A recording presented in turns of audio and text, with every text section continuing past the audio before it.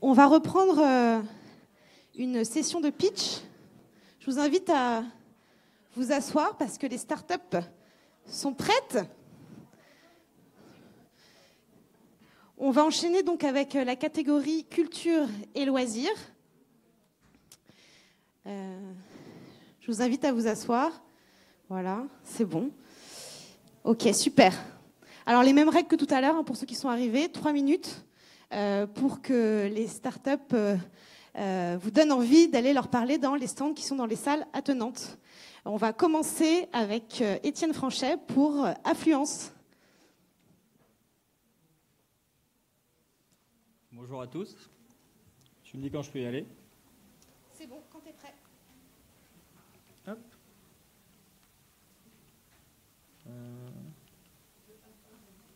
Attends. Non. Si, c'est bon. C'est parti. Alors bonjour à tous. Donc moi je m'appelle Étienne Franchet. Je suis responsable du développement pour la partie culture et loisirs chez Affluence. Alors Affluence, qu'est-ce que c'est? C'est une start-up qui a été fondée en 2014 à la suite de 2 constats. Le premier, c'est que la connaissance des flux, c'est vraiment un enjeu majeur pour les sites qui accueillent du public. Alors évidemment, la crise sanitaire l'a démontré, mais pour plusieurs raisons. La première raison, évidemment, c'est la partie sécuritaire. Connaître ses flux, c'est pouvoir maîtriser sa jauge et la contrôler. La deuxième partie, c'est au niveau organisationnel. Hop là, pardon. Puisque connaître ses flux, c'est pouvoir anticiper les pics de fréquentation et c'est pouvoir adapter ses ressources et le planning de ses équipes en fonction de ces pics. Et la troisième partie, c'est lorsqu'on améliore en fait le confort d'accueil, on améliore l'expérience de visite, donc on génère un plus grand nombre de visiteurs et donc un CA plus important. Et le deuxième constat, c'est que du côté aussi des visiteurs, de vous et moi, on recherche des informations d'affluence. Pourquoi? Pour pouvoir tout simplement éviter les files d'attente, pour pouvoir éviter de se retrouver dans des lieux surfréquentés ou du moins à certaines heures, et surtout pouvoir être rassuré sur les conditions d'accueil. Donc c'est pour ça qu'on a créé Affluence, qui est une solution en 4 étapes. Donc la première étape, c'est vraiment la mesure de la fréquentation du taux d'occupation ou alors du temps d'attente. Donc on va poser des capteurs dans les sites de nos partenaires ou alors on va se servir des outils de comptage qui sont déjà dedans pour pouvoir mesurer tout un tas de critères. La deuxième partie, c'est la partie prévisionnelle. Donc à l'aide d'un algorithme d'analyse prédictive, on va être capable de prévoir l'affluence demi-heure par demi-heure. Comment est-ce qu'on va faire? On va prendre les données qu'on a empiriquement mesurées et on va additionner ça à d'autres critères comme la météo ou par exemple la période de l'année. Et la troisième partie, c'est la partie communication. On va communiquer cette affluence donc, en temps réel et prévisionnel sur le site de nos partenaires grâce à des web API notamment. Et également sur notre application Affluence qui génère aujourd'hui plus d'1 million d'utilisateurs. Et la dernière partie, c'est la partie portail de gestion. C'est là où vous allez retrouver toutes vos données d'affluence en temps réel, toute la partie statistique et d'autres indicateurs comme par exemple la partie communication, la partie réservation et la file d'attente virtuelle. Aujourd'hui, on a plus de 1000 partenaires. On travaille autant avec des musées qu'avec des parcs naturels, avec des parcs d'attractions. Donc vous voyez les noms ici. Et on s'est aussi développé sur d'autres secteurs comme le secteur du retail ou le secteur des transports. Donc on sera ravis de venir vous voir et de venir discuter avec vous et échanger sur vos problématiques de flux. Merci beaucoup. Merci, Étienne. Je précise aussi qu'au Welcome City Lab, on aime bien utiliser les solutions de nos startups. Donc aujourd'hui, on a justement un système de comptage de jauge de affluence avec plusieurs capteurs qui sont positionnés à divers endroits. Et vous pouvez voir à leur stand justement la jauge en temps réel. Voilà. On va enchaîner avec Aquatech Innovation, Geneviève Marais. Bonjour à tous, donc je suis Geneviève Marais, la cofondatrice d'Aquatech Innovation et donc moi je vais vous parler de traitement des eaux usées. Nous sommes une start-up de la Green Tech et nous nous sommes engagés à protéger notre ressource en eau. Donc notre sujet est le sujet des eaux usées qui s'adresse aux sites sensibles ou aux zones où les stations d'épuration vont être saturées. Donc un site sensible pour nous ça va être les situations où une solution traditionnelle ne va pas pouvoir s'appliquer, comme par exemple dans les ports ou dans les zones en bordure d'eau. On va s'adresser aussi aux activités qui consomment beaucoup d'eau.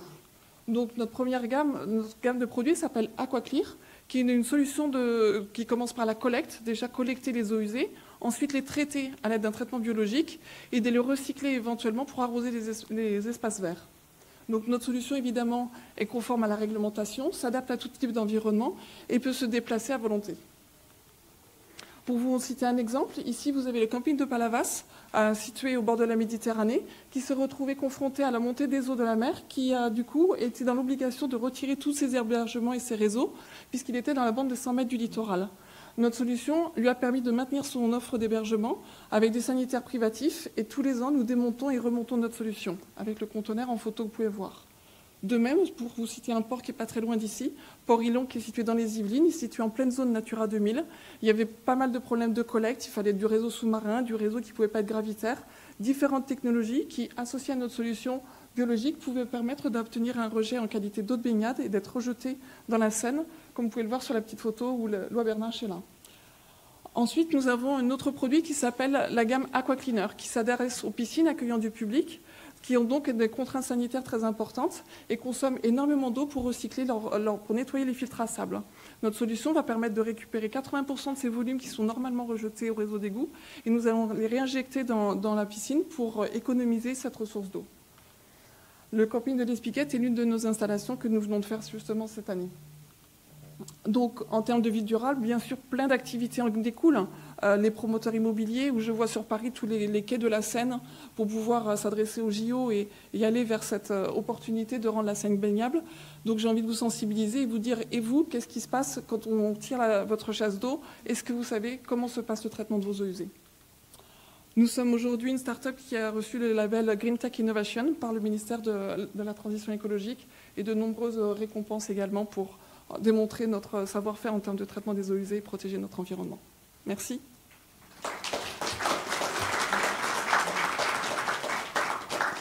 Merci Geneviève. On va enchaîner avec Alexandre Magna pour Intense.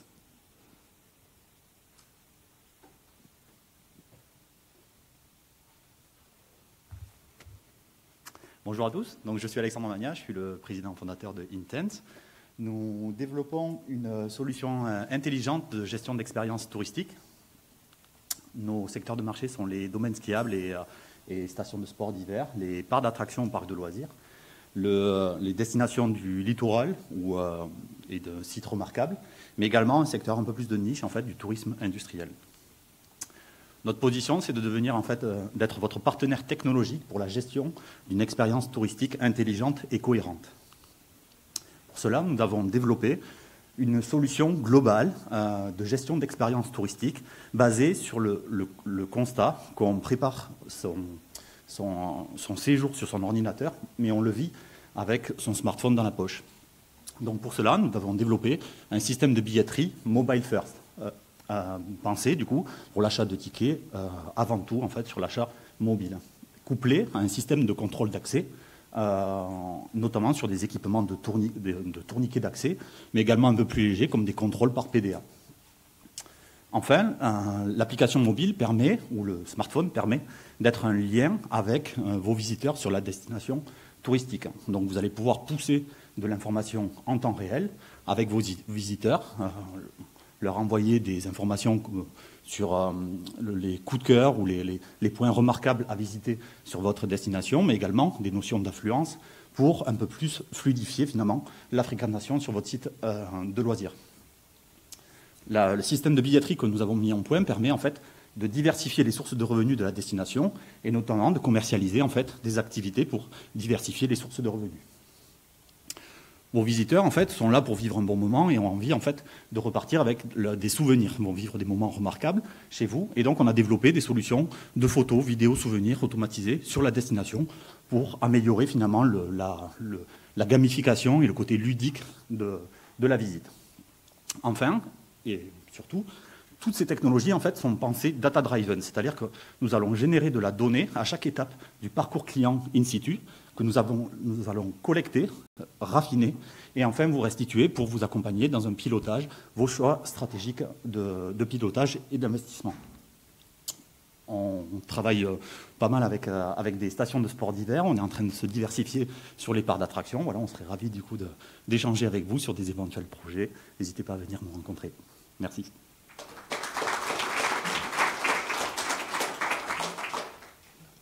Merci Alexandre. On enchaîne avec Thibaut Mathieu pour Wilkins Avenue.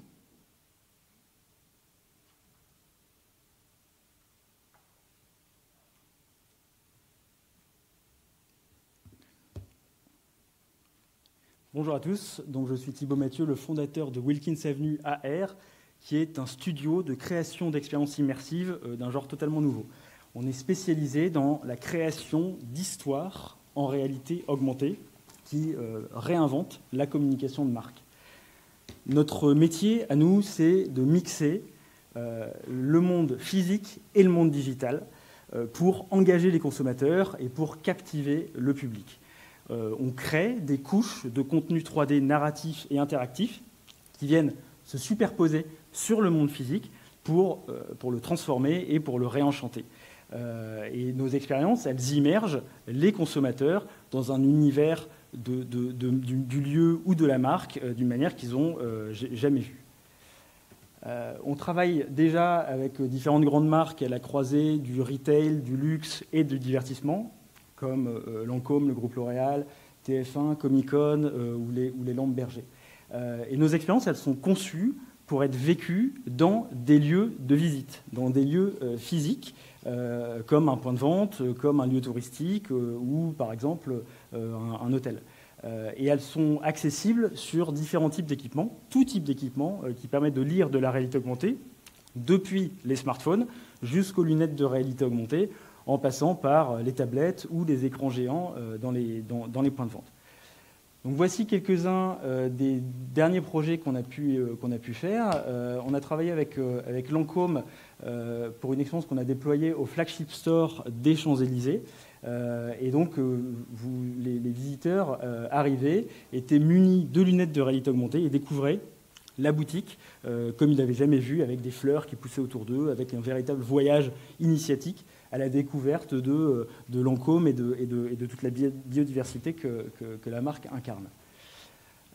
Daydream est une expérience qui est actuellement visible au showroom innovation du siège de TF1 et qui montre à tous leurs annonceurs, alors principalement dans le retail, comment la réalité augmentée peut être utilisée pour magnifier un produit physique en y amenant une couche d'expérientiel au-dessus du produit que vous pouvez voir, que vous pouvez toucher, que vous pouvez sentir. Out There est une expérience, c'est notre première grosse expérience qu'on a déployée à Comic-Con Paris, juste avant le Covid, et qui est donc à date, puisque Comic-Con Paris, Grande Halle de la Villette, c'était 40 000 personnes sur 3 jours d'exploitation, c'est la plus importante expérience au monde en réalité augmentée dans un lieu physique dédié. Et c'est aussi accessoirement la première comédie musicale immersive en réalité augmentée. Et alors actuellement, on travaille sur plusieurs nouveaux projets qui vont sortir d'ici la fin de l'année. Une nouvelle expérience pour Lancôme qui sortira à Noël. Et le mois prochain, les Lampes Berger, vous pourrez les découvrir dans plusieurs points de vente d'une manière totalement nouvelle, sous la forme de filtres Instagram en réalité augmentée, avec une couche expérientielle et aussi informationnelle, beaucoup plus éducative sur la manière dont elle s'utilise autour du produit physique qui est présenté en magasin. Voilà, notre équipe elle est constituée de différents professionnels, notamment notre directeur 3D qui est un des créateurs du film d'animation Les Mignons. Donc voilà, on essaie d'avoir une patte créative et narrative assez importante dans nos expériences. On a une démo sur notre stand, donc n'hésitez pas à venir nous voir. Et merci beaucoup. Merci Thibaut. Effectivement, vous pouvez les tester juste après la solution de Wilkins Avenue. On va enchaîner avec Mathieu Labbé pour Willskip.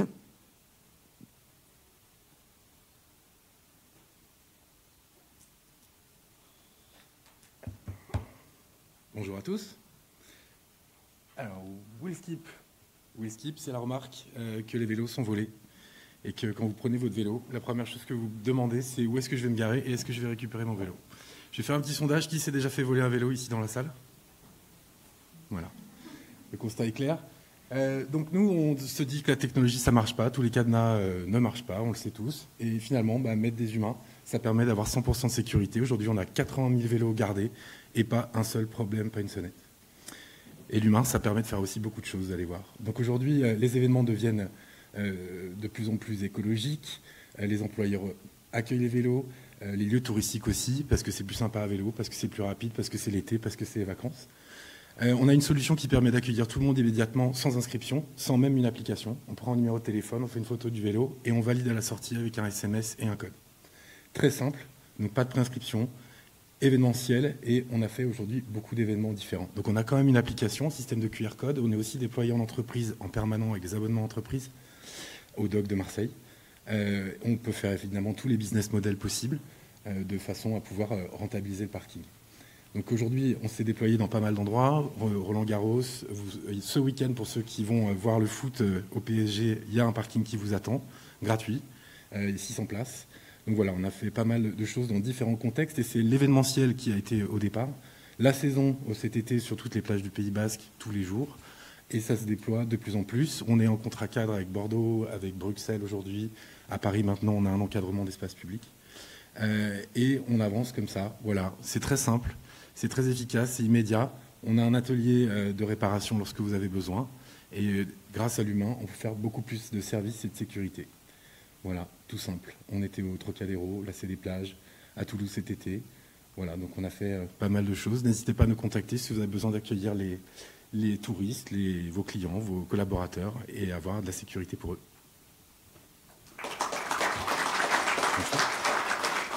Merci Mathieu. On enchaîne avec Elisa Elbaz pour Team Break.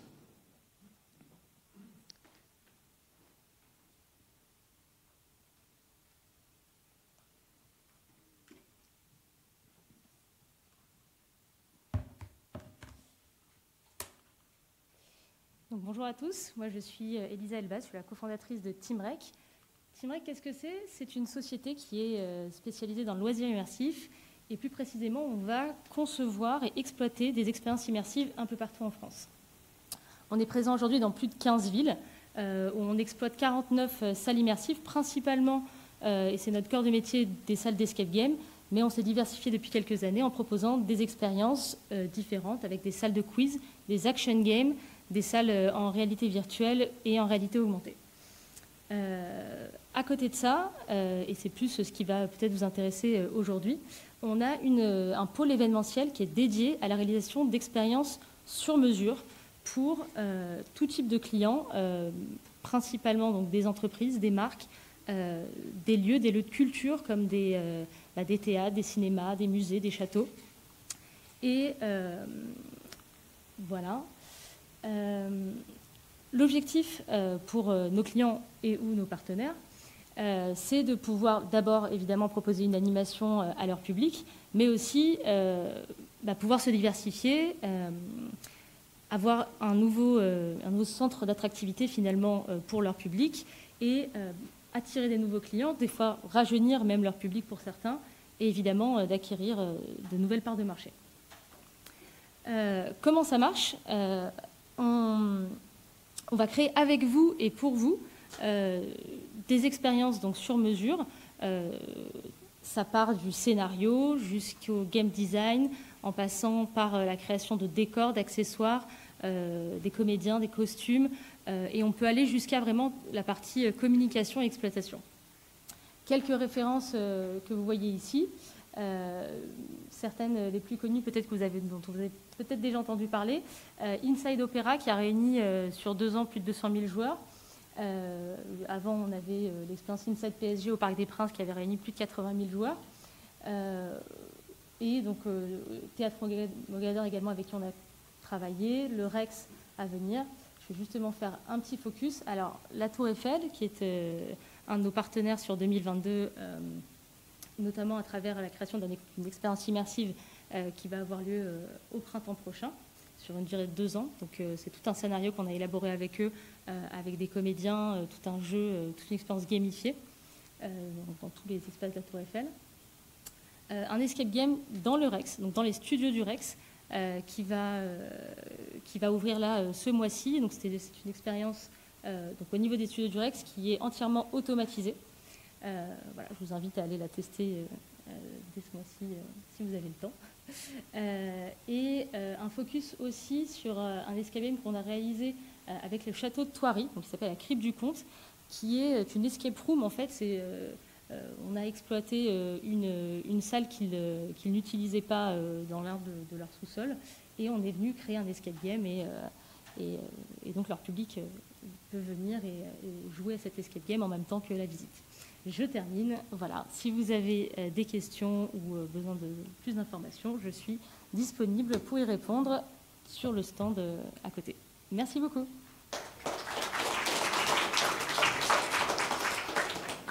Merci Elisa. On enchaîne avec Timothée Léret pour Visiti.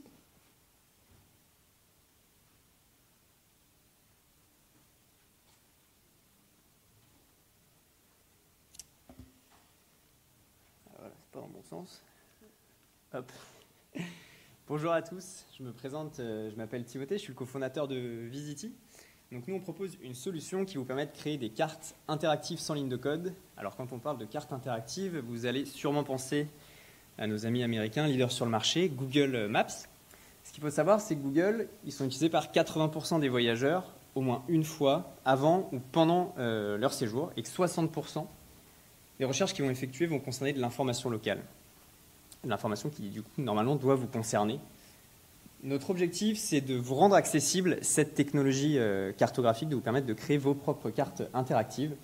Pour ça, notre solution vous permet de gérer vos données cartographiques à partir d'un cloud de données géographiques ou d'accéder à des données tierces, des données touristiques, et de pouvoir les designer grâce à un designer de cartes, donc à savoir créer du coup des cartes à partir des fonctionnalités que vous choisissez. Ces fonctionnalités, on les a rassemblées dans 4 templates qui sont censés répondre aux besoins des voyageurs.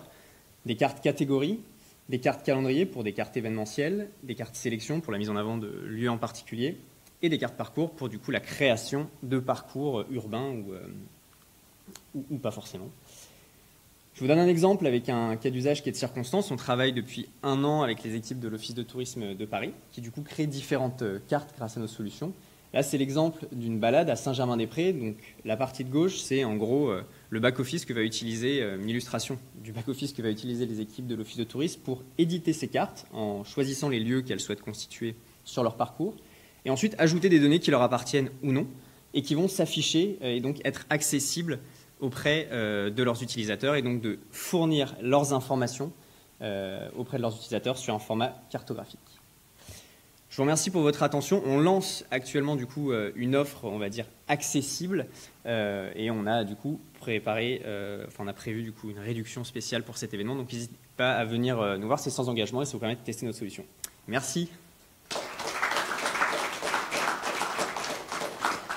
Merci Timothée. On enchaîne avec l'avant-dernière start-up de cette catégorie, Yojung Kim pour Nomad Her.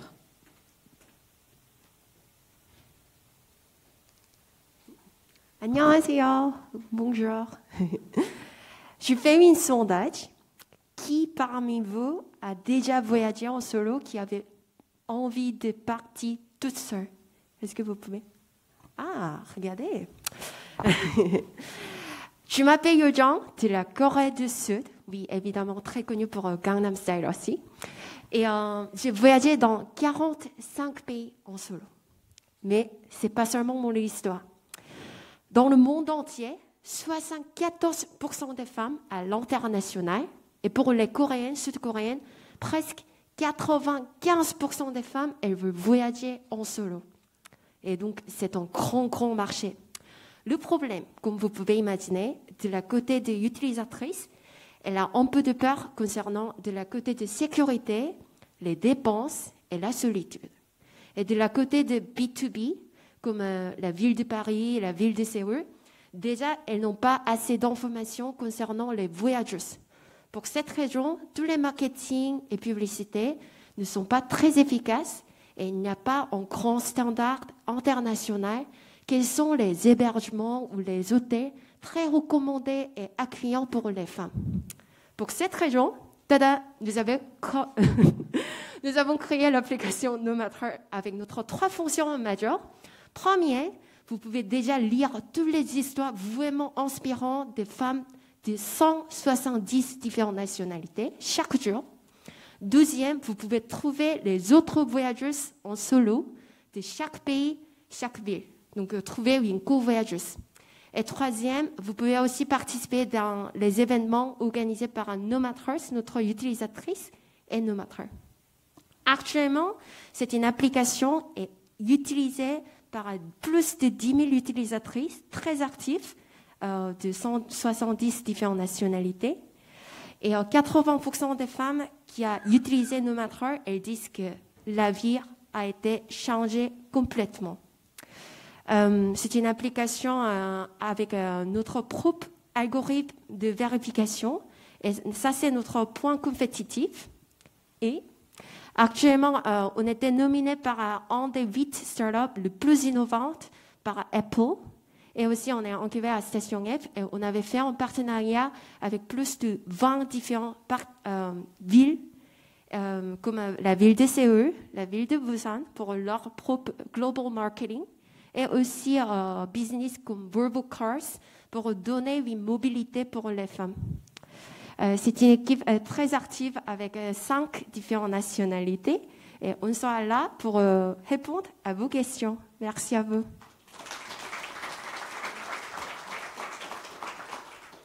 Merci Yojong. On enchaîne avec Aurélie Toubol pour Trouve, qui sera le dernier pitch de cette catégorie. Bonjour, du coup je suis Aurélie Toubol, la cofondatrice de Trouve. Alors je ne sais pas si ça vous est déjà arrivé de vous retrouver en fin de journée, après une journée bien chargée, et là, catastrophe, il vous manque vos clés, votre portefeuille, pire, le téléphone portable. Le problème, c'est que vous avez probablement fait plein de lieux différents, vous êtes passé par le bus, par le bureau, peut-être par un restaurant, par un bar, par un magasin, et franchement, vous vous dites, mais ça va être catastrophique, comment je vais faire pour le retrouver ? Et vous vous dites en général aussi, c'est dommage, pourquoi est-ce qu'il n'existe pas un site super simple sur lequel je puisse prévenir chacun de ces lieux facilement et ils me disent si c'est retrouvé ou c'est pas retrouvé. La plupart d'entre vous, à ce moment-là, ils retournent à leurs activités, vous faites une raison ou vous refaites chacun des lieux le jour suivant. Nous, c'est à ce moment-là qu'on s'est dit on va créer ce site-là. Donc on a créé Trouve en 2018 avec l'ambition de proposer enfin pour les objets perdus une solution qui soit pratique, qui réponde à vos contraintes et pas aux contraintes du lieu qui les a retrouvés. Donc on peut signaler facilement, une solution aussi rassurante parce que c'est super stressant de perdre un objet auquel on tient, parfois même le doudou d'un enfant, ça peut être un gros sujet de nuit blanche. Donc il faut être rassuré avec de l'information, savoir régulièrement où on est notre demande. Et puis surtout un outil efficace, c'était ça qui était important, c'est aussi d'aider les lieux qui retrouvent en apportant une solution qui marche. Qui marche, ça veut dire qu'on multiplie par 5 les taux de restitution. Vous allez voir juste après avec qui on travaille, on y arrive systématiquement. Et en même temps, on divise par 10 les délais de restitution. On passe parfois de plusieurs semaines, plusieurs mois, avec des mairies par exemple, à plusieurs heures. Et cerise sur le gâteau, les utilisateurs sont super contents. On a une note de 4,9 sur 5 en moyenne chez tous nos clients. Une fois qu'on a constitué ce premier bureau d'objets trouvés digital, on a décidé de contacter tous les bureaux d'objets trouvés du territoire.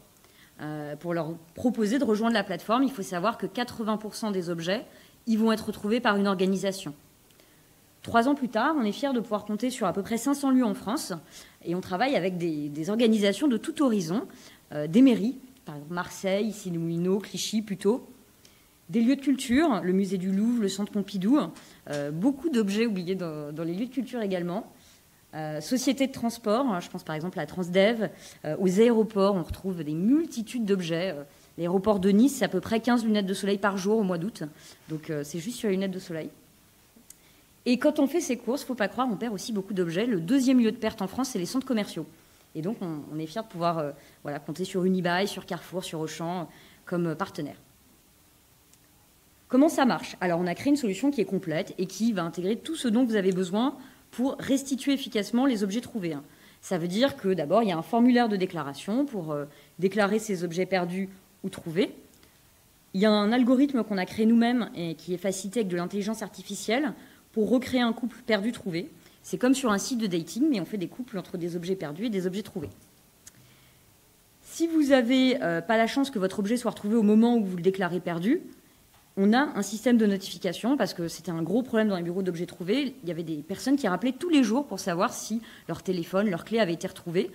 Là, l'information elle est stockée dans le système. Si 1 an plus tard, on retrouve votre portefeuille, on vous prévient. Et puis, il y a tout un tas de fonctionnalités supplémentaires pour rendre l'expérience complète et super agréable, comme de la livraison pour les touristes, par exemple, qui ne peuvent pas forcément revenir chercher leur objet au musée du Louvre quand il a été retrouvé, malheureusement, 2 ou 3 jours plus tard. On a aussi un compteur carbone, parce que chaque objet qu'on restitue évite le gaspillage qu'on ne voit pas forcément, parce qu'un téléphone qu'on ne retrouve pas, c'est un téléphone qu'on rachète, et un téléphone qui doit être détruit de l'autre côté parce qu'il détient des données personnelles. Donc on compte l'impact en réduction d'émissions CO2. Je voulais finir avec une étude Ipsos qu'on vient de finir, parce qu'on ne sait pas en France combien d'objets ont été retrouvés. C'est exclusif, je vous diffuse ce chiffre. On va bientôt le diffuser dans les médias. Comme il n'y a pas d'agrégation au niveau national, personne ne sait. Eh bien, sur les 12 derniers mois, les Français, ils ont perdu 35 millions d'objets sur une période confinée. Donc je vous laisse imaginer, quand on va être enfin déconfiné, il va y avoir plein d'objets perdus. Et la mauvaise nouvelle, c'est que le taux de restitution des Français, on leur a demandé, il n'y en a que 3% qui avaient retrouvé leurs objets grâce au bureau d'objets trouvés. Et avec Trouve, c'est 35%. Donc si dans la salle, il y a des lieux qui retrouvent des objets, je vous invite à venir nous voir pour qu'on voit comment est-ce qu'on peut relever le défi ensemble pour passer de 3 à 35%. Merci beaucoup.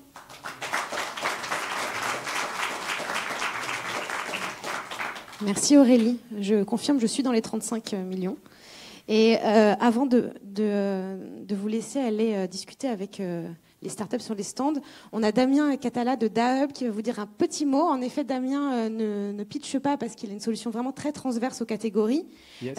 Mais pour que vous puissiez l'identifier, parce qu'il a quand même un stand, on va lui laisser vous dire quelques mots.